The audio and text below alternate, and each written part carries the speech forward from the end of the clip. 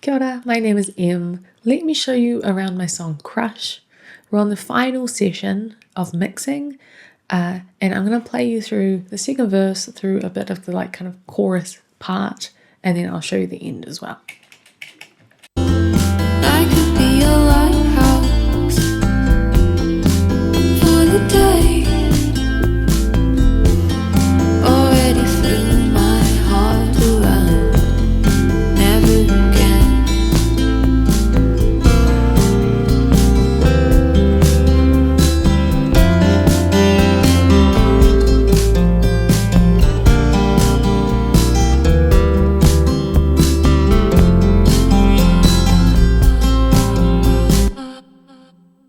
You know, it's fine. I'll take my time, so you don't take mine.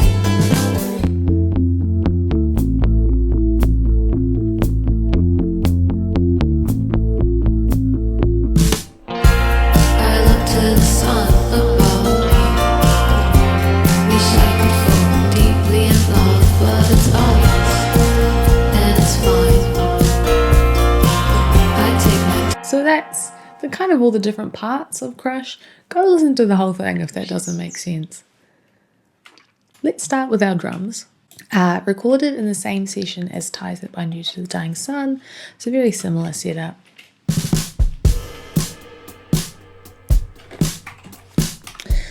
This one I did end up editing, and you can see that because I've got the RH there as in rhythm. And then I've just consolidated it again. One, so that it doesn't, you don't have lots of clips and it looks ugly, but also sometimes when you're editing, you'll get little artifacts where there'll be little clicks and stuff, and it's really easy once you consolidate it to see.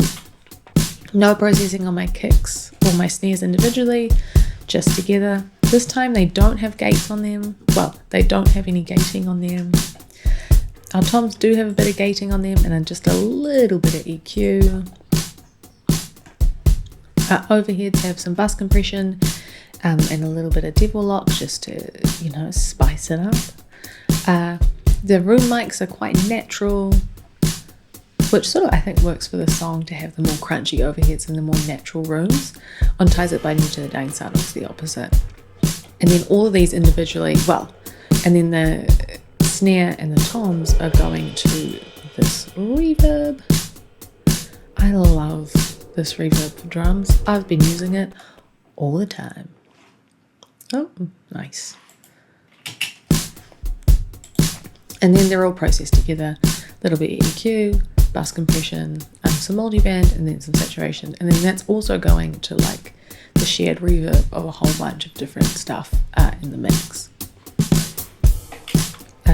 Our cymbals we actually recorded separately to the main drum part, just a little bit more control. Oh, and it looks like I only kept them in the second chorus. It was recorded on the same kit, and I probably used all the same mics. Yep, they're there. But you don't need to use those mics, right? I don't need the kick mic and my cymbals, so I just hide them, make them inactive. I keep my overheads, keep my hat, and then my rack and my floor, because those microphones, even though they're pointed at the toms, they can get a bit more cymbal in there, so I just have them in there just to help build that stereo image. Literally no processing on that, just got a bit of an EQ, making sure we're not getting any rumbling lows, and then that is also sending to our drum bus to get all of that processing too. Here's our bass. I should have sent this through a mono track, but instead it was stereo, and then I was like, oh well, made it mono. Nice. That's not a good way to do it. Two separate bass tracks, just because of that was more practical for recording, but they are being processed the same because they were recorded at the same time. The Neve, taking out a little bit of the lows. LA2A doing some compression, maybe, sometimes, I don't know. Or maybe not, maybe it's just there for fun. That's fine. Moving onwards, same deal with the guitars. They were all recorded at the same time. I've just separated them out for recording purposes. And you'll see that we go from mono guitar to stereo guitar in this like bridge shift, and then it keeps for the rest of the time. It was a 12-string acoustic that we just found in the studio. Apparently it was really hard to play, but Jason is an incredible player. These guitars, but getting rid of all of those, compressing it, sending it to a reverb, which is doing that, classic. And then being processed more heavily, like together. The studio was quite loud, so we're getting rid of a bunch of that room noise, EQing it. You can see there it's pretty crazy.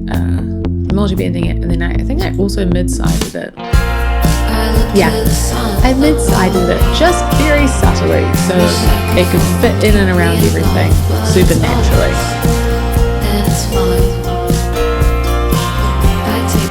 These are our electrics. They really only happen at the end here. This was done on a separate day. Once again, getting the country element. And then just some fun little chords to, I think, build up the density of this end section. It was feeling like a little bit empty.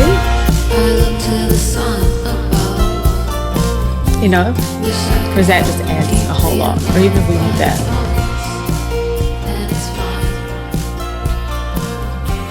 It just doesn't hit the same. So having those in there was really great. They're just chorused up. This main one running through a little amp sim synth. Have our main like synth lead line that then gets doubled. More like paddy stuff, build the atmosphere. And like this synth is only in that bridge. Love that. I'm super into that. New character comes in, then pieces out. That one at the end. We have a slightly different sounding lead melody earlier. We also have this organ to like kind of add texture at the start. And then it comes in just for that gap part too. Just with the bass. Bit empty without.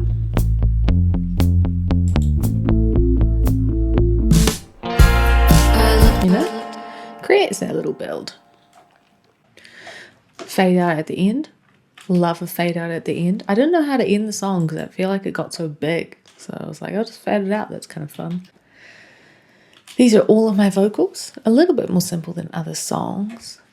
Very simple EQ that you can see there. I had a bunch of mouth clicks on this day, and also the mic that I was using really allowed for mouth clicks.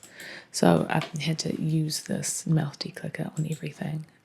Bit of EQ, bit of compression. This is more my pop vocal chain, so I've got my virtual mix rack that has this little chain in there too. And then I took off that compressor, but I've got another EQ on there and my de-esser. And then really simple vocal effects. You could call me at home. Don't have to be alone. I won't keep watching my phone. Like quite prominent instead of like lots of more subtle ones. And then definitely towards the end, I really crank it. I look to the sun above. Wish I could fall deeply in love, but it's us, and it's fine. Those are my vocals. They're all compressed a little bit together. I've got my Tape Echo plugin that I love, and this Pure Plate that I also love that I've had to stop using as much. I really like this song. It's one of my faves from the record. It kind of just does everything that I want. I love the coda at the end. I like the new thing at the end. I like the build and then it fading out. Sometimes you do songs where you sort of feel like you've sort of developed in your songwriting, and this is definitely one of them for me. So yeah, let me know if you like it. Let me know what you think. This is Crush.